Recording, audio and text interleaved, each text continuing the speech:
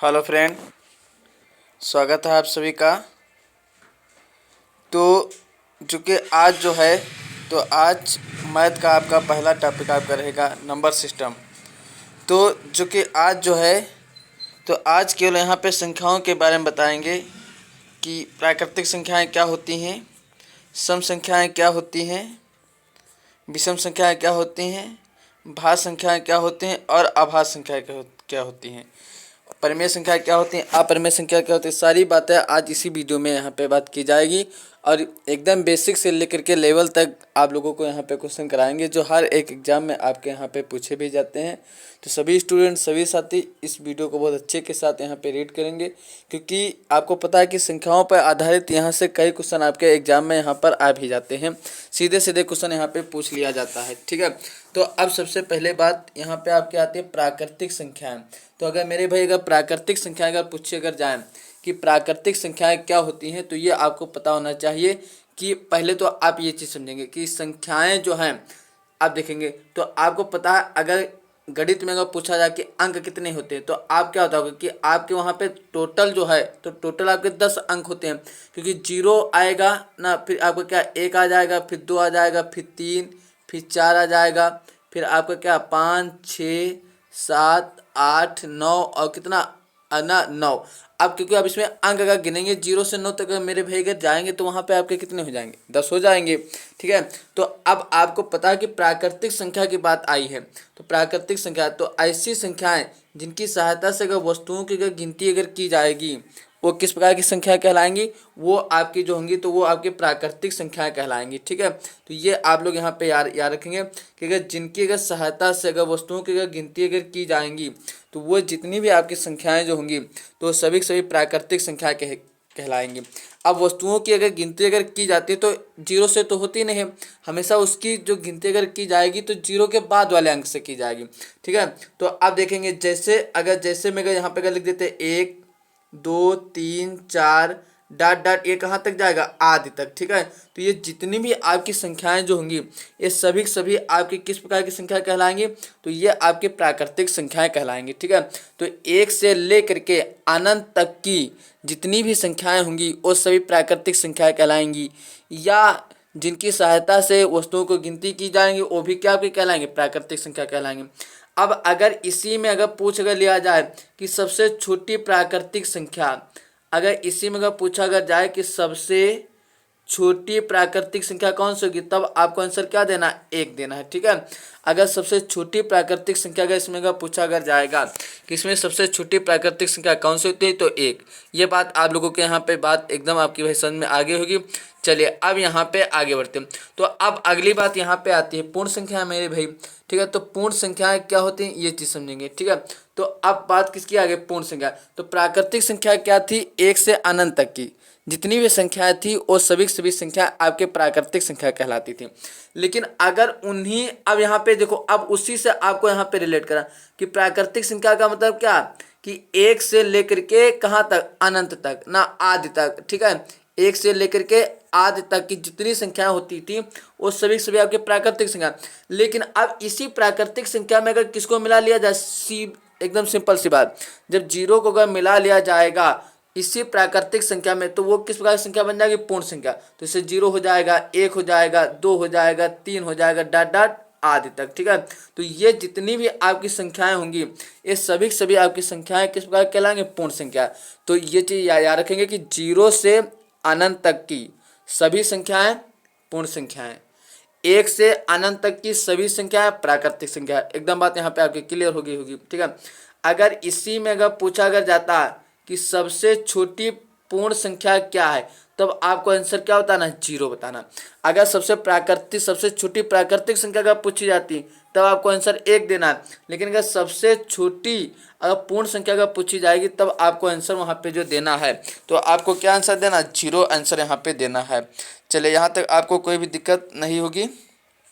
चलिए ये बात आपके यहाँ पे समझ में आगे होगी। अब अगली बात मेरे भाई आती है सम संख्या। तो सम संख्याएं क्या होती हैं, ठीक है। अगली यहाँ पे बात किसकी आती है, सम संख्या। तो अब यहाँ पे इसको भी देखेंगे कि सम संख्याएं जो हैं तो सम संख्याएं क्या होती हैं, ठीक है। सम संख्या क्या, तो अब आप लोग सीधे सीधे कैसे याद रखें कि ऐसी संख्याएं जो दो से क्या हो जाती, विभाजित हो जाती हैं, ऐसी संख्या जो दो से विभाजित अगर हो जाती हैं, वो जो संख्याएं जो होंगी तो किस प्रकार की संख्या कहलाएंगी, सम संख्या कहलाएंगी। ठीक है, जैसे अगर यहाँ पे अगर हम लिख देते हैं, अगर यहाँ पे अगर हम लिख दे जीरो, तो जीरो भी अगर आपसे अगर पूछा अगर जाएगा कि जीरो जो है तो जीरो किस प्रकार की संख्या है, तो ये सम संख्या हो जाएगी। जीरो के बाद क्या आ जाएगा, दो, क्योंकि जीरो दो से कट जाएगा, फिर चार आ जाएगा, छः आ जाएगा, आठ डॉट डॉट आदि तक। तो ये जितनी भी संख्याएं होंगी ये सभी आपकी संख्या क्या कहलाएंगी, सम संख्या कहलाएंगी। अगर इसी में अगर सबसे छोटी अगर सम संख्या अगर पूछी अगर जाती, तब आपको आंसर क्या देना है, जीरो देना है। लेकिन एक कंडीशन है, अगर मान लेते हैं कि सबसे छोटी अगर सम संख्या पूछी जाए और जीरो ऑप्शन में ना हो, अगर वहाँ पे अगर दो अगर आपको ऑप्शन में अगर मिल रहा है, तब आपको दो लगाएंगे। अगर जीरो और दो अगर दोनों अगर है, तब आप वहाँ पे किसको वहाँ पे लगाएंगे, जीरो को ही लगाएंगे। ठीक है, तो सब आप कुछ क्वेश्चन ऐसे होंगे जो इसको आपको ऑप्शन के अनुसार ही करना पड़ेगा। ठीक है, तो सबसे छोटी अगर सम संख्या अगर पूछी जाएगी तब आपको आंसर देना जीरो। लेकिन जीरो अगर ऑप्शन में नहीं है, अगर सबसे छोटी की बात आती है, तब आपको किसको वहाँ पे विकल्प का चुनाव करना है, दो का करना है। चलिए, ये भी बात आपके यहाँ पे मेरे भाई अच्छे से एकदम आपको क्लियर हो गई होगी। तो अब यहाँ पे अगली बात आती है, अब यहाँ पे आपकी अगली बात यहाँ पे आती है, अब यहाँ पे देखेंगे। चलिए, तो आपकी क्या सम संख्या होगी। अब अगली बात आती है विषम संख्या की। ठीक है, अब अगली जो बात जो आती है तो विषम संख्याएं। तो विषम संख्याएं क्या होती हैं ये आपको भी पता है कि अभी क्या होता है, सम संख्या देखो उसी से रिलेट करना है। सम संख्या का मतलब जो दो से कट जाए ना, सम संख्या का मतलब क्या, जो दो से कट जाए वो क्या सम संख्या कहलाती थी। लेकिन अगर विषम संख्या का पूछी जाएंगी जो दो से विभाजित ना हो, जो दो से विभाजित ना हो वो क्या कहलाएंगे, विषम संख्या कहलाएंगे। जैसे अगर यहाँ पे हम लिख दें एक, इसी प्रकार से लिख देते हैं दो ना, सॉरी यहाँ पे क्या हो जाए तीन, या अगली संख्या क्या है पाँच, पाँच भी नहीं कटेगी, सात नहीं कटेगी, नौ नहीं कटेगी, डॉट डॉट आदि। ठीक है, तो ये जितनी भी संख्याएं होंगी ये सभी आपकी संख्याएं जो हैं तो किस प्रकार की संख्या कहलाएंगी, विषम संख्या कहलाएंगी। अगर इसी में अगर सबसे अगर छोटी अगर विषम संख्या का पूछेगा जाएगी, तब आपको आंसर क्या देना है, एक ना, तब आपको यहाँ पे जो आंसर देना होगा, तब आपको यहाँ पे आंसर क्या देना, एक। ठीक है, ये भी बात आपके यहाँ पे एकदम बात समझ में आएगी, इसमें आपको कोई किसी प्रकार की कोई भी दिक्कत यहाँ पे आपको नहीं होनी चाहिए। ठीक है, चलिए आगे यहाँ पे बढ़ते हैं। नेक्स्ट क्वेश्चन, नेक्स्ट संख्या आपकी आती है आभास संख्या। वेरी वेरी इंपॉर्टेंट ना, क्योंकि यहाँ से आपका क्वेश्चन एग्जाम में बहुत पूछा जाता है। चाहे जो भी आप एग्जाम दीजिए, आपको आभास संख्या से आपको एग्जाम में क्वेश्चन मिलना ही मिलना है, यह एकदम आपको यहाँ पे 100% तय है। तो मेरे भाई आभास संख्या क्या होती हैं, अब ये चीज़ समझेंगे। तो जिनके अगर दो गुणनखंड बनते हैं, जिनके केवल दो गुणनखंड बनते हैं, ठीक है, जिनके केवल अगर दो गुणनखंड का बनते हैं, ठीक है, तो वो किस प्रकार की संख्या कहलाएंगी, वो आपके आभास संख्या कहलाएंगे। जैसे अगर यहाँ पे हम लिख देते हैं दो, तो दो के गुणनखंड एक गुणे दो हो जाएगा, अगला क्या आ जाएगा, तीन आ जाएगा, अगला पाँच आ जाएगा, अगला सात हो जाएगा, अगला क्या 11। इस प्रकार से डॉट डॉट कहाँ तक जाएगा, आदि तक जाएगा। तो ये चीज़ याद रखेंगे कि जब अगर आभास संख्याएं का पूछे कर जाएंगी कि आभास संख्याएं क्या होती हैं, तो आपको बताना ऐसी संख्याएं जिनके ओनली अर्थात जिनके केवल दो अगर गुणनखंड का बनते हैं वो किस प्रकार की संख्या कहलाती हैं, वो आपके आभास संख्या कहलाती हैं। अब इसी में अगर सबसे छोटी अगर आभास संख्या का पूछे कर जाए कि सबसे छोटी आभास संख्या कौन सी है, तब आपको आंसर क्या देना, दो। ठीक है, तब आपको आंसर क्या देना, दो। वेरी वेरी इंपॉर्टेंट क्वेश्चन यहाँ से ये आपका यहाँ पे बनता है। चलिए, ये तो बात हो गई आभास संख्या की बात हो गई। अब अगली आपकी संख्या जो आती है, तो अगली मेरे भाई आपकी भाज्य संख्या आती है। ये भी आपकी कई बार एग्जाम में आपकी पूछी गई है। तो भाज्य संख्या क्या होती है कि जिनके अगर अब यहाँ पे देखो इसी से आपको रिलेट करना, जिनके दो से अधिक अगर गुणनखंड अगर बनेंगे वो क्या कहलाएंगे, भाज्य संख्या कहलाएंगी। जैसे अगर हम यहाँ पे अगर लिख देते हैं चार के गुणनखंड का करोगे एक गुणे दो गुणे ना, अर्थात आप देखेंगे जैसे हम कहते हैं चार के गुणनखंड आप करके दिखाइए, तो एक गुणे दो और गुणे कितना, दो। तो अब इसके दो से अधिक गुणनखंड हुए, तो जिनके अगर दो से अगर अधिक गुणनखंड अगर होंगे वो क्या कहलाएंगे, भाज्य संख्या कहलाएंगे। तो चार एक प्रकार की क्या है, भाज्य संख्या। चार के बाद क्या आ जाएगा, छः आ जाएगा। 6 के बाद अगर आपकी अगर संख्या अगर आएगी तो क्या आ जाएगी, 8 आ जाएगी। 8 के बाद क्या आ जाएगी, 9, इसका से डाट डाट आदि। तो ये जितनी भी संख्याएं हैं ये सभी की सभी संख्याएं भाज्य संख्या कहलाएंगी। ठीक है, तो अगली बात सुन, तो ये आप लोगों को याद रहेगा कि भाज्य संख्या का मतलब जिनके 2 से अधिक गुणनखंड बनेंगे भाज्य संख्या कहलाएंगे। अब इसी में अगर सबसे छोटी अगर भाज्य संख्या का पूछेकर जाए कि सबसे छोटी भाज्य संख्या क्या है, तब आपको आंसर क्या देना, 0 देना है। अगर सबसे छोटी अगर भाज्य संख्या का इसमें अगर पूछेकर जाएगी तब आपको आंसर यहाँ पे क्या देना, 0 देना। अगर सबसे बड़ी अगर पूछी जाती तब आपको अनंत देना, क्योंकि तब वहाँ पे आप उसको क्या निश्चित यहाँ पे नहीं बता सकते थे कि अब ये संख्या आपकी कौन सी होंगी। ठीक है, चलिए नेक्स्ट क्वेश्चन। अगली संख्या आपकी आती है परिमेय संख्या, वेरी वेरी इंपॉर्टेंट।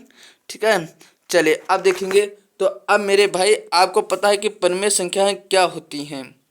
ठीक है, क्योंकि ये क्वेश्चन यहाँ से आपका सीधा सीधा बन जाता है कि अगली बात आपकी आती है परिमेय संख्या। तो परिमेय संख्या का मतलब क्या कि ऐसी संख्याएं जो p बटे, अब यहाँ पे इसको समझेंगे कि ऐसी संख्याएं जो p बटे q के रूप में लिखी जाती हैं वो किस प्रकार की संख्या कहलाएंगे, परिमेय संख्या कहलाएंगे। लेकिन q का जो मान जो है तो 0 के बराबर नहीं होना चाहिए। ये भी आप लोग कंडीशन याद रखेंगे कि p का जो मान जो है तो 0 नहीं होना चाहिए। ठीक है, अब जैसे में आपका क्या है 1, तो 1 भी परिमेय संख्या है क्योंकि 1 के नीचे 1, तो ये p बटे q के रूप में हो जाएगी। इसी प्रकार से अगर हम लिख दे 2/3 तो परिमेय संख्या है, 4/5 परिमेय संख्या है। अगली बात सुन, ठीक है, तो ये डॉट डॉट आ, तो जितनी भी संख्याएं अगर p बटे q के रूप में अगर लिख दी जाएंगी लेकिन q का मान वहाँ पे 0 नहीं होना चाहिए, नहीं होना चाहिए। जैसे अगर हम कहते हैं 1/0 तो ये क्या परिमेय संख्या है, तब ये आपकी परिमेय संख्या नहीं, क्योंकि q का मान 0 नहीं आना चाहिए।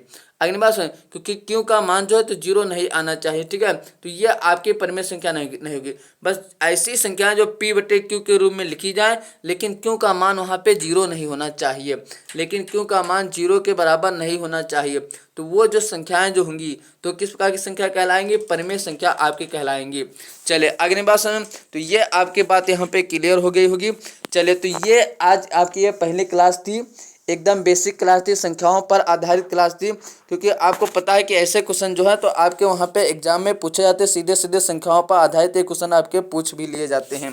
ठीक है, तो स्टूडेंट इस वीडियो को लाइक कमेंट शेयर करना बिल्कुल न भूलें और साथ में चैनल को भी सब्सक्राइब करना बिल्कुल न भूलें, क्योंकि इसी तरह की सारी क्लासेस आपको वहाँ पे अपडेट कराते रहेंगे। जितनी भी आपके मैथ है सारी मैथ आपको अच्छे से वहाँ पे क्लियर करा दी जाएगी। चलिए भाई, तब तक के लिए सभी साथियों को बहुत बहुत धन्यवाद। जय हिंद, जय भारत।